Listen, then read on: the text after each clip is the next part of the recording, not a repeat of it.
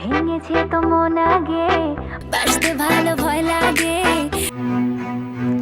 ঢাকাই সিনেমার আলোচিত নায়িকা নুসরাত ফারিয়াকে গ্রেপ্তার করেছে পুলিশ। তাকে গ্রেপ্তারের পরই আলোচনা চলছে সাবেক আইসিটি প্রতিমন্ত্রী ফ্যাসিস্ট সরকারের অন্যতম মুখপাত্র জুনায়েদ আহমেদ পলকের সাথে তার ঘনিষ্ঠতার বিষয়টি।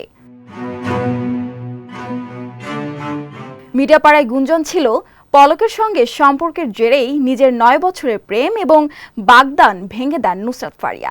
তবে ভাগ্য সহায় হয়নি। পলক কারাগারে আছেন, কারাগারে যাচ্ছেন ফারিয়া নিজেও। নুসরাত ফারিয়ার ফিটনেসের প্রতি নাকি বিশেষ নজর ছিল পলকের। তার মন খারাপ হলেই ভালো করার জন্য ডাক পড়ত ঢালিউডের এই নায়িকার। আওয়ামী লীগ সরকারের পতনের কারণে কেবল রাজনৈতিক অঙ্গনে নয়, প্রভাব পড়েছে শোবিজ অঙ্গনেও। হাসিনা সরকারের পতনের পর আলো আসবেই নামে একটি হোয়াটসঅ্যাপ গ্রুপের কিছু স্ক্রিনশট ফাঁস হয়। তারপর থেকেই বেরিয়ে আসতে শুরু করে শোবিজ তারকাদের থলের বিড়াল। বেরিয়ে আসে নুসরাত ফারিয়ার নানা অপকর্ম। অভিনয় ক্যারিয়ারের প্রথম থেকেই সাহসী রূপে ধরা দিয়েছেন ফারিয়া। খোলামেলা পোশাক নিয়ে অসংখ্যবার নেটিজেনদের কটাক্ষের শিকার হয়েছেন তিনি।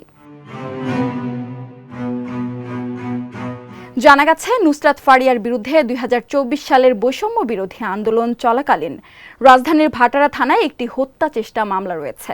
মামলায় তাকে বৈষম্য বিরোধী আন্দোলনের বিপক্ষে অবস্থান নিয়ে আওয়ামী লীগের অর্থের যোগানদাতা হিসেবে আসামি করা হয়েছে। সেই মামলার কারণেই আটক করা হয় ফারিয়াকে।